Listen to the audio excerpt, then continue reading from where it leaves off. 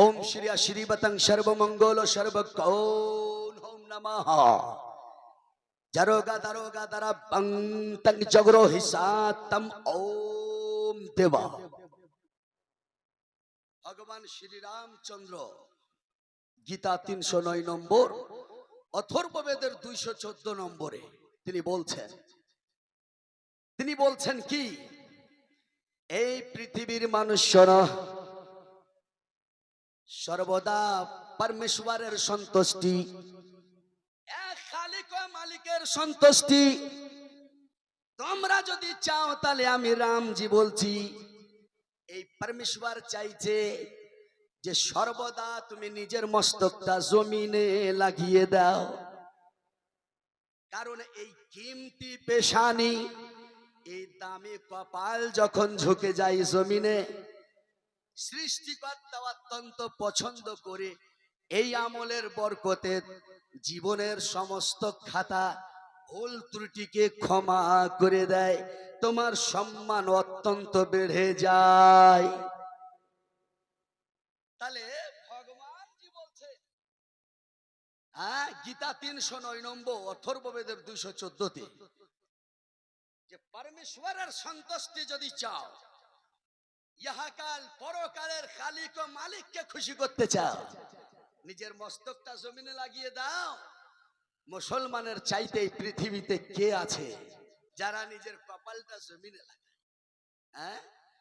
মসজিদ তো মসজিদ, মাঠ তো মাঠ, ঘাট তো ঘাট, যেখানেই সময় হয়ে যায় আল্লাহর জন্য নিজের মস্তকটাকে। শহরের বাচ্চাদেরকে দিহাতি এলাকায় নিয়ে যাওয়া হতো তাদের স্বাস্থ্য সেবা উন্নতির জন্য।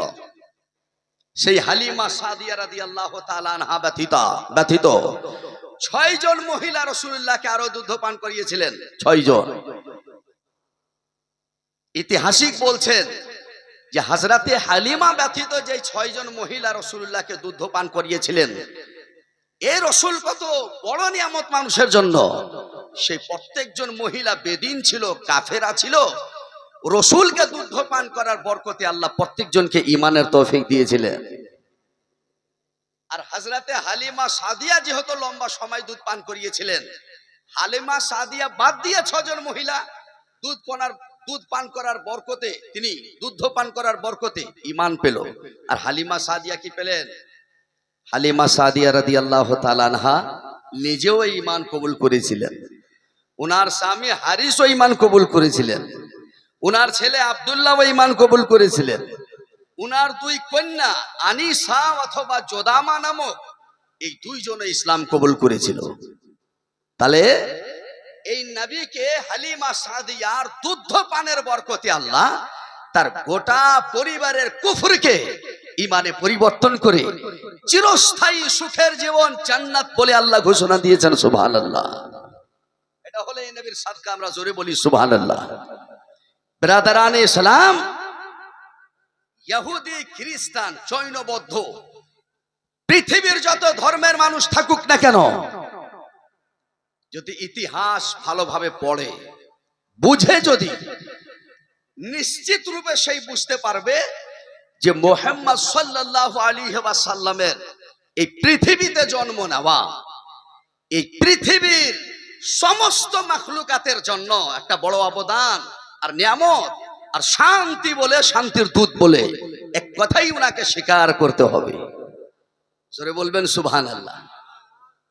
ব্রাদারানে ইসলাম, মুআজ্জাজ হযরত, রাসূল কায়নাত সাল্লাল্লাহু আলাইহি সাল্লামকে হালিমা সাদিয়া রাদিয়াল্লাহু তাআলা আনহা নিয়ে যাচ্ছেন বাড়ি।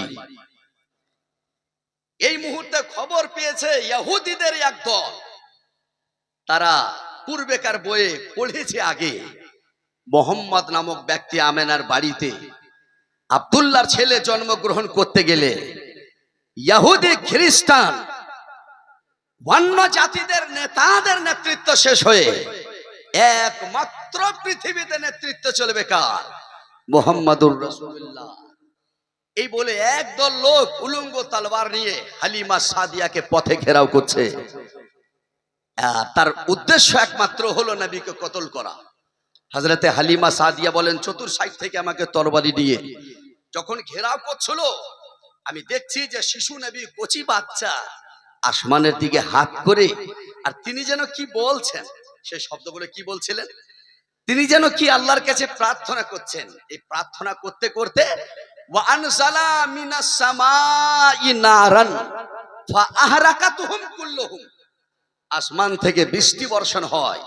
কিন্তু নবী যেন কি প্রার্থনা করছিলেন যে আসমান থেকে আগুন বর্ষণ হয়ে প্রত্যেকটা তরবারি নিয়ে যারা রসুলের কাছে ঘেরাও করেছিল সবাই জ্বলে ছাই হলো সঙ্গে সঙ্গে। তো এই রসুলকে আল্লাহ বড় পৃথিবীর জন্য নিয়ামত হিসাবে পাঠিয়েছে। কিঞ্চিত পরিমাণ মানুষ যদি আল্লাহর মাখলুক যদি ইনকার করে, তার কারণে কি এই রসুলকে আল্লাহ পৃথিবী থেকে বিদায় দেবে? এই রসুলের কি আল্লাহ হেফাজত করবেন না? নিশ্চয়ই হেফাজত করবেন। নবুয়ত প্রচারের পূর্বে সংক্ষিপ্ত আকারে বলে আমি আগে যাচ্ছি। কি বিরাদরানে ইসলাম, এক সময় কাবা শরীফ বাইতুল্লাহ নিচু জায়গাতে হওয়ার কারণে বৃষ্টি হতে গেলে তার নিচে জল লেগে তার ইমারত গুলো, তার পায়া, তার এই যে তার ওয়ালগুলো, দিওয়ালগুলো নষ্ট হয়ে যেত। সেই সময়ে প্রত্যেক গোত্রের মানুষেরা বসে আলোচনা করে যে খানা কাবাকে শহীদ করে নতুন ভাবে আমরা তৈরি করি। এ সময় রাসূলুল্লাহ নবুয়ত প্রচার করেন নাই, তৈরি করতে আরম্ভ করলো, তৈরি হয়ে যাচ্ছে। এবার সময়টা চলে এসছে জান্নাতি পাথর হাজরে আসওয়াদকে তার জায়গাতে স্থাপিত করা, তার জায়গাতে রাখা। ইহুদের এক দল বলছে আমরা রাখবো, মুনাফিকের এক দল বলছে আমরা রাখবো, আর এক দল বলছে আমরা রাখবো। এমন পরিস্থিতি সেইখানে দাঁড়াইছে যে তারা হাজরে আসওয়াদকে সেই জায়গা থেকে নিয়ে কাবা শরীফের যেখানে সেটিং করবে এই জায়গাতে রাখবে। এই বিষয়টা তাদের জন্য এত গম্ভীর বা জটিল হয়ে উঠে গিয়েছে যে লক্ষ লক্ষ জনতার প্রাণ হারিয়ে ফেলবে, নিজেদের মধ্যে লড়াই করে প্রাণ হারিয়ে ফেলবে। এই পর্যায়ে মানুষ পৌঁছে গিয়েছে। তারা আলোচনা করতে করতে সিদ্ধান্তে পৌঁছালো, কাল সকালে ভোরের সময় যে ব্যক্তি এই কাবার কাছে ফজর নামাজের পর কাবার কাছে আসবে, সেই যেটা আমাদের সিদ্ধান্ত দেবে সেটা আমরা এক বাক্যে কবুল করে নেব। হ্যাঁ ঠিক আছে। এবারে ফজর নামাজের পর কাবার কাছে দিয়ে দেখে অন্য কেউ নাই, রসুল পাক সাল্লাল্লাহু আলাইহি সাল্লাম। প্রত্যেক দলের মানুষ যারা রসুলের পক্ষে বিপক্ষে এক কথাই তারা বলেছিল যে যেই লোকটা আজকে কাবায় প্রথম এসে আর বিচারের সিদ্ধান্তে শেষ সিদ্ধান্ত নেবে, এই লোকটা নিশ্চয়ই সত্যি লোক। বলুন সুবহানাল্লাহ। আরে ইহুদি, মুশরিক, মুনাফিক সবাই বলেছিল যে লোকটার বিচার আমরা আজকে কবুল করব। এই লোকটা জীবনে মিথ্যা কথা বলে নাই, জীবনে চুগলখড়ি করে নাই। এই লোক তো হলো আমিন এবং সাদেক। আপন তো আপন পর পর্যন্ত সবাই কথা স্বীকার করে বলল এর বিচার সঠিক হবে। এই জন্য বলা হয়েছে আল ফাজলু মা শাহেদাত বিহিল আদা। ওর ফজিলতের সমতুল্য কি হইতে পারে? আপন তো আপন পর পর্যন্ত যার ফজিলতকে গ্রহণ করে নিয়েছে, দুশমন পর্যন্ত যাকে সত্যি বলে গ্রহণ করে নিয়েছে, তার ফজিলত, তার সম্মান আর কি হতে পারে? তাহলে এই রাসূল সাল্লাল্লাহু আলাইহি সাল্লাম প্রথমে এসে বিচার করছেন কি, একটা চাদর বিছাই দিয়ে তার উপরে হাজরে আসওয়াদকে রেখে দিয়ে নবী বলছেন প্রত্যেক গোত্রের সামাজিক সিদ্ধান্তে যেই ব্যক্তিকে মানুষ কবুল করে, সবাই তোমরা আইসো। সবাই এসে এই চাদরকে ধরে যেই জায়গাতে হাজরে আসওয়াদকে রাখার, স্থাপিত করা, সবাই সব কমের মানুষকে রসুল ডেকে আর বললেন হাত লাগাও। বিশেষ বিশেষ লোকেরাকে ডেকে হাত লাগাইয়া হাজরে আসওয়াদকে সেই জায়গায় রেখে দিল। সুবহানাল্লাহ। জোরে বলবেন, জোরে বলুন সুবহানাল্লাহ। এইভাবে লক্ষ লক্ষ মানুষ প্রাণ হারিয়ে ফেলতো। রসুলের এই সিদ্ধান্তে সবাই অত্যন্ত আনন্দিত হলেন। তাহলে এই রাসূল মানুষ জীবনে, এক কথায় মানুষ জীবনে সফলতার উদ্দেশ্যে পৃথিবীতে এসেছেন, ক্ষতির জন্য না, তাহলে এই রসুল এমন একটা নিয়ামত, যদি পৃথিবীতে শান্তি কেউ চায়, সমাজে যদি শান্তি চায়, গ্রামের মধ্যে শান্তি চায়, দেশে যদি শান্তি চায়, তাহলে এক বাক্যে স্বীকার করতে হবে শান্তির বর্তা বিশ্বনবী মুহাম্মদুর রাসূলুল্লাহ তার জীবনকে, তার আইডিয়ালকে, তার জীবনকে এক বাক্যে নিজের জীবনের সমতুল্য, তার জীবনের দিকে আগিয়ে গিয়ে, তার অনুসরণ অনুকরণ আগিয়ে গিয়ে যদি কেউ বাড়তে চায় আর বেড়ে যদি চায়, অনুসরণ যদি করে নেয়, এক কথাই সেই যে কোনো জাতি হোক না কেন শান্তির পথে নিশ্চিত রূপে শান্তি হবে, শান্তি পাবে, নিশ্চিত রূপে সেই সুখের জীবন পাবে। অবশ্যই বলুন আলহামদুলিল্লাহ। বেরাদারানে ইসলাম মুআজ্জাজ হযরত, এই উপস্থিত সময়ে কিছু নেতা দেখবেন, যেমন নূপুর শর্মা, যেমন নারসিংহানা, এই ধারণার কিছু অল্প জ্ঞানী লোক নিজের ধর্ম পর্যন্ত ভালো করে জানে না। এই রাসূল আর তার পরিবারকে নিয়ে কত রকমের কথা বলছে, কিন্তু বেরাদারানে ইসলাম মুআজ্জাজ হযরত, তোমরা যার শিষ্য, তোমরা যার ছাত্র, महात्मा सतियाधारी स्वामी लक्ष्मण प्रसाद जय महाराज, তুমি কি, তোমার গোষ্ঠী কি, তোমার চেলা বলা সবার শিক্ষকের শিক্ষক অত্যন্ত জ্ঞানী ছিলেন স্বামী লক্ষ্মণ প্রসাদ জয় মহারাজ।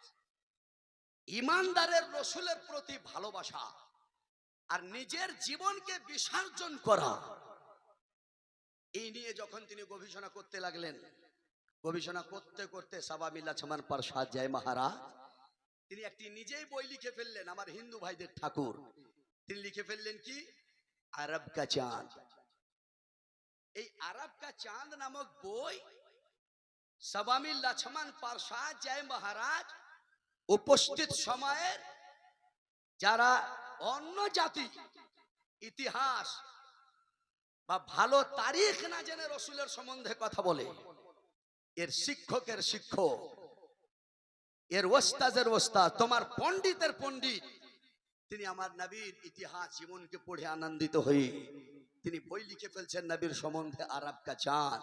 আর এই বইয়ের মধ্যে তিনি ঘোষণা দিচ্ছেন, এই পৃথিবীর মানুষ শোনো, আমি রাসূলুল্লাহ, আমি মুহাম্মাদের জীবনী পড়ে দেখলাম, আমি রাসূলুল্লাহর ইতিহাস পড়ে দেখলাম, কিন্তু এক কথাই বলছি শোনো, এই রাসূল একজন কেমন ব্যক্তির নাম, যার ব্যক্তিত্ব কোনো স্বার্থ ছিল না। আরে যে আপন তো আপন, যাকে নিজের সময় তার দুশমনেরা পর্যন্ত আমিন ও সাদিক বলে ঘোষণা দিত, ডাক্তার আপন তো আপন, তার দুশমনেরা পর্যন্ত যাকে আমিন ও সাদিক বলে ডাক দিত। আমি স্বামী লক্ষ্মণ প্রসাদ জয় মহারাজ বলি, এই ব্যক্তির নাম হলো মুহাম্মদুর রাসূলুল্লাহ। আর যিনি নিজের স্বার্থ বা ব্যক্তিত্ব প্রচারের উদ্দেশ্যে না, আল্লাহর পক্ষ থেকে পৃথিবীর সেবা, পৃথিবীর যত্ন, পৃথিবীর হেফাজতের উদ্দেশ্যে এই পৃথিবীতে তিনার আগমন ঘটেছে, পৃথিবীতে তিনি জন্ম নিয়েছেন। স্বামী লক্ষ্মণ প্রসাদ জয় মহারাজ এই কথা নিজের বইয়ে আমার নবীর সম্বন্ধে স্পষ্ট ঘোষণা দিয়েছেন, বলুন আল্লাহু আকবার। তাহলে এখন উপস্থিত সময়ে অল্প স্বল্প লেখাপড়া লোক যারা নবীর সম্বন্ধে আলোচনা করে, তোমরা এগুলো পড়ে দেখো, তোমরা পড়ে দেখো। আর একটি কথা বলি, ভগবান শ্রী রামচন্দ্র, রামচন্দ্র নাম আমরা জানি, মহাভারতে বলা হয়েছে রামচন্দ্রকে ওনার শিষ্যরা, ভালোবাসার লোকেরা ডাক দিয়ে বললেন, ভগবান আপনি কি পরমেশ্বরকে দেখিয়েছেন? এই পৃথিবীর সৃষ্টিকর্তাকে দেখছেন? কোন যে না। আপনার পূর্বে কেউ দেখছেন? বলেন যে না। কেউ দেখবে?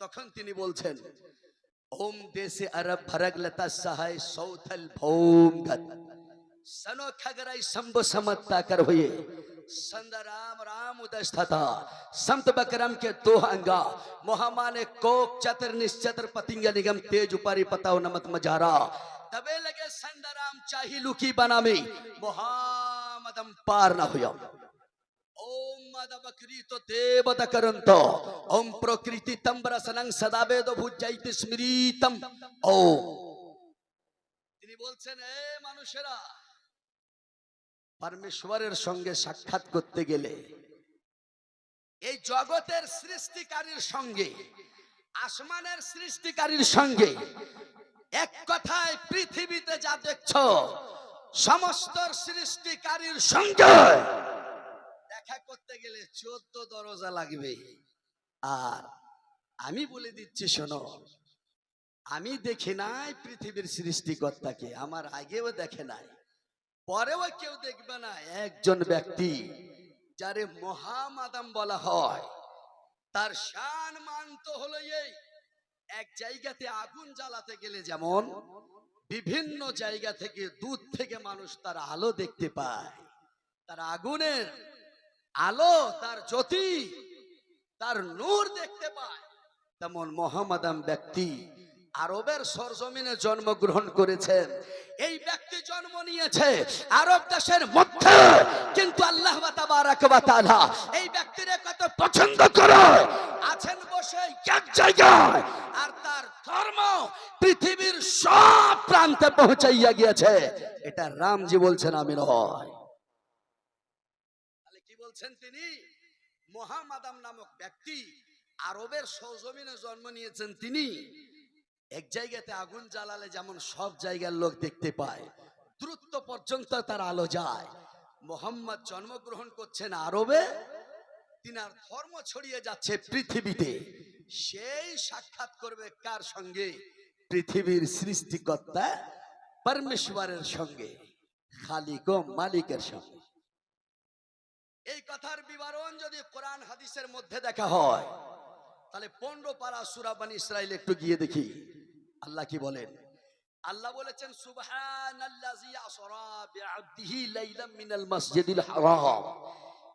মাসজিদিল হারাম ইলাল মাসজিদিল আকসা আল্লাহ মসজিদে হারাম থেকে মসজিদে আকসা আর এই মসজিদে আকসা থেকে নিয়ে 7 আসমানের উপর সহি হাদিস থেকে প্রমাণিত রাসূলকে আল্লাহ ডাকলেন আর আসমান হলো কটা গো আসমান হলো কয় আসমান হলো 7 জমিন হলো 7 তাহলে রাসূলুল্লাহ এই 7 জমিন পেরিয়ে গেলেন আল্লাহর সাক্ষাতে আর পেরিয়ে আসলেন তাহলে 7 7 কয় হলো গো 14 আর ভগবান রামজি বলছেন 14 দরজা ছাড়া ভগবানের পরমেশ্বরের দর্শন হবে না তাহলে বেরাদারানে মিল্লাতে ইসলামিয়া বেদ পুরাণ কে যদি গভীর ভাবে দেখা হয় তাহলে বেদ পুরাণ কোরআনের খেলাফ বিপরীত নয় বরঞ্চ কোরআন হাদিসকে সাপোর্ট করে থাকে বলুন আল্লাহু আকবার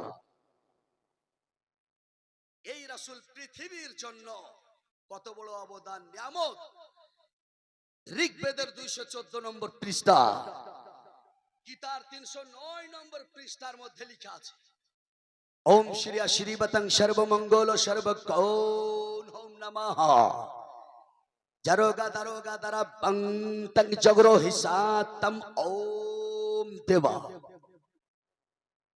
ভগবান শ্রী রামচন্দ্র গীতা 309 নম্বর অথর্ববেদের 214 নম্বরে তিনি বলছেন কি এই পৃথিবীর মানুষরা সর্বদা পরমেশ্বরের সন্তুষ্টি এক খালিক ও মালিকের সন্তুষ্টি তোমরা যদি চাও তাহলে আমি রামজি বলছি এই পরমেশ্বর চাইছে যে সর্বদা তুমি নিজের মস্তকটা জমিনে লাগিয়ে দাও কারণ এই কিমতি পেশানি এই দামি কপাল যখন ঝুঁকে যায় জমিনে সৃষ্টিকর্তা অত্যন্ত পছন্দ করে এই আমলের বরকতে জীবনের সমস্ত খাতা ভুল ত্রুটিকে ক্ষমা করে দেয় তোমার সম্মান অত্যন্ত বেড়ে যায় তাহলে হ্যাঁ, গীতা 309 নম্বর, অথর্ববেদের 214তে, যে পরমেশ্বরের সন্তুষ্টি যদি চাও, ইহাকাল পরকালের খালিক ও মালিককে খুশি করতে চাও, নিজের মস্তকটা জমিনে লাগিয়ে দাও। মুসলমানের চাইতে এই পৃথিবীতে কে আছে যারা নিজের কপালটা জমিনে লাগায়? হ্যাঁ, মসজিদ তো মসজিদ, মাঠ তো মাঠ, ঘাট তো ঘাট, যেখানেই সময় হয়ে যায় আল্লাহর জন্য নিজের মস্তকটাকে জমিনে লাগাই দেয়। বলুন সুবহানাল্লাহ। আমার নবী বলেন যে একজন ব্যক্তি যখন উযু করে নামাজের মুসাল্লায় দাঁড়ায়, ফেরেশতারা কয়, আল্লাহ এদের কিছু যদি গিফট না দেওয়া হয় তাহলে প্রত্যেক দিন এই আমলটা করবে কি করে? আল্লাহ বললেন, ফেরেশতা যখন উযুর পাটিতে দাঁড়াবে তার জীবনের সমস্ত গুনাহগুলোকে একটা কাপড়ের পুটলিতে বেঁধে নেবে, আর যখন সেই রুকুতে যাবে তার পিঠের উপর রাখবে, আর রুকু থেকে যখন সামিআ আল্লাহু লিমান হামিদা ওয়া রাব্বানা লাকাল হামদু বলে দাঁড়াবে, আমি আল্লাহ এখন কপালটা ঝুঁকাতে ঝুঁকাতে আসছে বান্দা, কিন্তু তার আগেই তার জীবনের গুনাহকে আমি ক্ষমা করে দিয়েছি। ফেরেশতারা বললেন, তাহলে তোমার বান্দারা এই আমলকে পছন্দ করবে, ছাড়বে না। এই নামাজে তুমি এত পরিমাণ বান্দাদের জন্য নিয়ামত রেখেছো, এত সওয়াব রেখেছো, এখন রুকু থেকে দাঁড়াতে জীবনের গুনাহ তুমি ক্ষমা করলে, এটা নবী বলেছেন। তাহলে বেরাদারানে মিল্লাতে ইসলামিয়া, ভগবান শ্রী রামচন্দ্র মস্তককে ঝুকার জন্য বলে, আল্লাহর কোরআন বলেছে, নবীর হাদিস বলেছে। তাহলে বেরাদারানে মিল্লাতে ইসলামিয়া, আসলে যদি সব কোরআন হাদিস বেদ প্রাণকে দেখা যায়, তাহলে কোরআন হাদিসের খেলাফ মুসলমানের আমলের খেলাফ নয়, বরঞ্চ মুসলমানের ঈমান ধর্মকে সাপোর্ট করতেছে। আবার জোরে বলবেন। বিরাদারান ইসলাম মুআজ্জাজ হযরত, কিছু নামাক হারাম শব্দ মানুষ ইউজ করে। নামাক হারাম শুনেছেন? বলে না যে খেয়ে পাত্তা উল্টে দিল, এরকম কথা বলে না মানুষ। এই কিছু লোক নিজের গদি সিট পিটের জন্য, নিজের রাজত্বের জন্য, সিয়াসত রাজনীতির জন্য, দুনিয়াবি ফায়দার জন্য শুধু মানুষের মধ্যে ভেজাল লাগায়, আতঙ্ক ধারণার আলোচনা করে, বিভাগ যেটা কবুল করে না সেই আলোচনা করে ব্যক্তিত্বের স্বার্থে। কিন্তু আসলের দিকে গেলে তোমার মুখ দিয়ে সব কথা, তোমার মন্তব্য এসব হবে না। একবার বলুন আলহামদুলিল্লাহ। আমি আর কিছু নবীগণের নিয়ামত বলে পৃথিবীর মানুষকে জানিয়ে দিই। আমি আজকে আমরা বলছি পাতিলা, চামচ, কারছাল, গাড়ি বাড়ি, এই যে যতগুলো আমরা নাম নিচ্ছি, এই অবদানটা কার? পৃথিবীতে কার অবদান? সূরা বাকারা আয়াত নম্বর 41। কত গো? সূরা বাকারার আয়াত নম্বর 41, ওয়া আল্লামা আদামাল আসমাআ কুল্লাহা। আল্লাহ তাবারাক ওয়া তাআলা আদম আলাইহিস সালামকে সমস্ত কিছুর নাম শিখিয়ে দিলেন। বলুন সুবহানাল্লাহ। এই জন্য ইতিহাসিকগণ বলেছেন, বিরাদারানে মিল্লাতে ইসলামিয়া, যে ইলমুল আসমা, পৃথিবীতে যত নাম রয়েছে এর আবিষ্কারকারী কে, এর জন্মদাতা কে? বলা হয়েছে আল্লাহর নবী আদম আলাইহিস সালাম যদি এই সমস্ত নাম পৃথিবীতে না দিত, কেউ সমস্ত নামকে নিতে পারত না, জানতেও পারত না, বলতেও পারত না। সুবহানাল্লাহ। ইলমুল আসমা, পৃথিবীতে যতই কিছু নাম নেই, এর আবিষ্কারকারী, একে জন্ম দিয়েছে আল্লাহর নবী আদম আলাইহিস সালাম। আর একটা কথা বলি, যে কোনো ধর্মের মানুষ থাকুক না কেন, আজকে হাকিম আর কবিরাজ বলি আমরা, ডক্টর বলি আমরা। এবার শুনুন, আল্লাহ তাবারাক ওয়া তাআলা সূরা বাকারা 279 নম্বর আয়াতে আল্লাহ বলেছেন, আল্লাহ বলেন, ওয়া মান ইউতাল হিকমাতা ফাকাদ উতিয়া খায়রান কাসীরা। আল্লাহ বলেন, যারে আল্লাহ জ্ঞান দান করেছেন তার জন্য এই জ্ঞান অত্যন্ত লাভবান, অত্যন্ত উপকারী, অত্যন্ত তার জন্য নিয়ামত। তাহলে জ্ঞান কত নিয়ামত। আর একবার আমরা তাফসীরে মাদারিকুত তানজিলের ৩য় খণ্ডের দিকে একটু আগায় যাই। আল্লামা আব্দুল্লাহ নাসাফি রাহমাতুল্লাহ আলাই ওয়া কুর রাব্বি জিদনি ইলমা, এই আয়াতটি সূরা তাহার। আল্লাহ বলছেন নবী, ওয়া কুর রাব্বি জিদনি ইলমা, তুমি বলো ই আমার রব, তুমি আমার জ্ঞান বৃদ্ধি করো, আমার জ্ঞান বাড়াই দাও। এই আয়াতের তাফসীরে আব্দুল্লাহ নাসাফি বলেন, তিলা মা আমারাল্লাহু রাসূলুহু বিতালাবি জিয়াদাত ফি শাইইন ইল্লা ফিল ইলম। এই আয়াত থেকে আল্লামা মুফাসসির বলেন, বোঝা যাচ্ছে যে আল্লাহ নিজের নবীকে বলছেন, নবী জমি জায়গা টাকা পয়সা ধন সম্পদের বৃদ্ধি বাড়িয়ে দেওয়ার প্রার্থনা আমার কাছে চাও না, তুমি শুধুই শুধু জ্ঞান বেশি দেওয়ার, জ্ঞান বেড়ে যাওয়ার প্রার্থনা আমার কাছে করো। সুবহানাল্লাহ কই দেন, জোরে বলে দেন সুবহানাল্লাহ। তাহলে জ্ঞান কত মূল্যবান জিনিস, দামি জিনিস।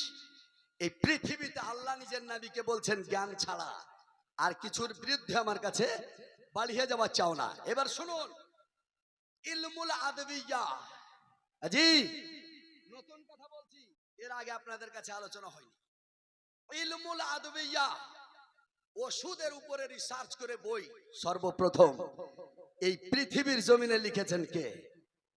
আল্লাহর নবী দাউদ আলাইহিস সালাম যখন রাস্তা দিয়ে চলতেন, গাছের কথা কয়, দাউদ নবী আমার নামটা এই, তুমি লিখে রাখো। এই কাজের জন্য মানুষ ব্যবহার করবে, তার অসুস্থতা দূর হয়ে যাবে। আর এক গাছ বলে, দাউদ নবী আপনি আল্লাহর নবী, আমি গাছ বলছি লিখে রাখো, লিখে রাখো। এই অসুখের জন্য আমাকে ইউজ করতে গেলে মানুষের অসুখটা আল্লাহ দূর করে দেবেন, বলুন সুবহানাল্লাহ। এই জন্য বিরাদারানে মিল্লাতে ইসলামিয়া ইতিহাসিকগণ প্রমাণ করেছেন, এই পৃথিবীর জমিনে সর্বপ্রথম ইলমুল আদবিয়ার উপরে, ওষুধের উপরে বই লেখা তিনি হলেন কে? তিনি হলেন আল্লাহর নবী হযরত দাউদ আলাইহিস সালাম। তিনি যদি ওষুধের উপরে প্রথমে বই আবিষ্কার না করতেন, তাহলে হাকিম জন্ম নিত না, ওষুধের বই জন্ম নিত না। তুমি জানতে না ট্রিটমেন্টের সিস্টেম, তাহলে আল্লাহর নবী দাউদের কারণে আজকে বই লিখতে শিখেছো আর কবিরাজি শিখেছো।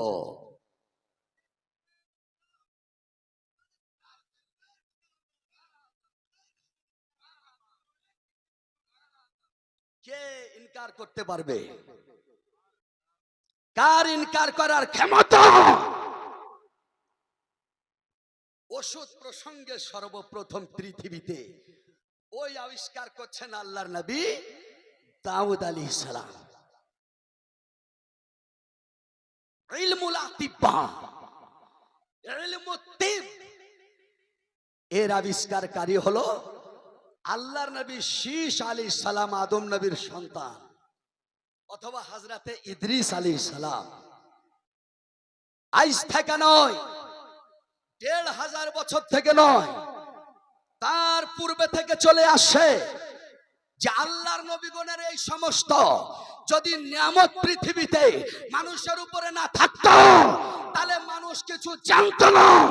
তাহলে নবীগণ হলেন কেমন আল্লাহর পক্ষ থেকে পৃথিবীর জন্য নিয়ামত। এই নিয়ামতকে যে ইনকার করবে, তার চাইতে নামাক হারাম আর কে হতে পারে? খাইছো নবীগণের সাদকা আর বিরোধিতাও করতে ছাড়ছ না, বিরোধিতা করতে ছাড়ছ না।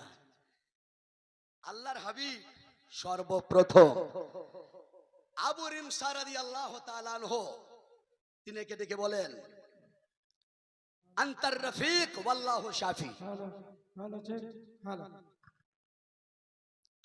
আবু রিমসাকে ডেকে বললেন, নবী আবু রিমসা, আমি আল্লাহর নবী, শোনো, আনতার রফিক ওয়াল্লাহু শাফি। মানুষ যখন অসুস্থ হবে, আমি তুমি অসুস্থ লোকের বন্ধু, তাকে সাহস দেব, তাকে হিম্মত দেব, সুস্থ করবে আল্লাহ, ভালো হবা। আর শেফা দেনেওয়ালা হলেন কে? আল্লাহ। তো সুস্থতার মালিক, ট্রিটমেন্টের নলেজ, ট্রিটমেন্টের সিস্টেম একমাত্র সঠিকভাবে তার পূর্ণতা নিয়ে এসেছেন আমার নবী, আপনার নবী, সারা বিশ্বের নবী মুহাম্মদুর রাসূলুল্লাহ সাল্লাল্লাহু আলাইহি ওয়াসাল্লাম। যেই ওষুধ পানি দিয়ে পৃথিবীতে ট্রিটমেন্ট নিয়ে সুস্থতা হয়, এটা তো পেয়েছো শেষ নবীর সাদকায়। এই নবী প্রসঙ্গে ফের বলো ভেজালের কথা কেমনি? লজ্জার দরকার আছে না? একবার হাত উঠাইয়া বলেন তো ইয়া রাসূলুল্লাহ। আমি সেই রংচঙের লোক নয়, তবে হাতটা উঠার উদ্দেশ্য হলো আপনারা জিগে আছেন কিনা, না ঘুমাই গিয়েছেন আপনারা? জাগছেন তো আপনারা নাকি? জাগছেন তো? আরে জোরে বলেন, জাগছেন তো? ব্রাদারান ইসলাম মুআজ্জাজ হাজরা, আর একজন ব্যক্তি মহাত্মা সতিয়াধারী, মহাত্মা সতিয়াধারী, তিনি বললেন যে মুসলমান যেই নবীর জন্য নিজের জীবন দিতে রাজি, ইমামে হুসেনের কি প্রয়োজন ছিল? কিন্তু রসুলের ভালোবাসায় নিজের গর্দন দিয়েছেন। আর হুসাইনের গোলাম যত আছে সবাই জান দিতে নবীর জন্য রাজি। মহাত্মা সাথী বলেন এর রহস্য কি? তখন যখন তিনি রাসূলুল্লাহ জীবন কাহিনী পড়ে দেখলেন, পড়ার পর তিনি লিখছেন বই কি? বাহরে নবুওয়াত। এর মানে নবুওয়াতের সমুদ্র, নবুওয়াতের সমুদ্র, বাহরে নবুওয়াত নামক বই লিখছেন। আর তিনি বলছেন এই পৃথিবীর মানুষ শোনো, মোহাম্মদ কোন সাধারণ ব্যক্তির নাম না, নিজের ব্যক্তিত্ব প্রচারের নাম না, কোন আর ব্যক্তির নাম না। আরে মোহাম্মদ হলেন কে? আপন তো আপন, ছোট অবস্থায় যাকে আপন পর সময় আমিন ও সাদিক বলে ডাক দিয়েছে, সেই হলো মোহাম্মদ।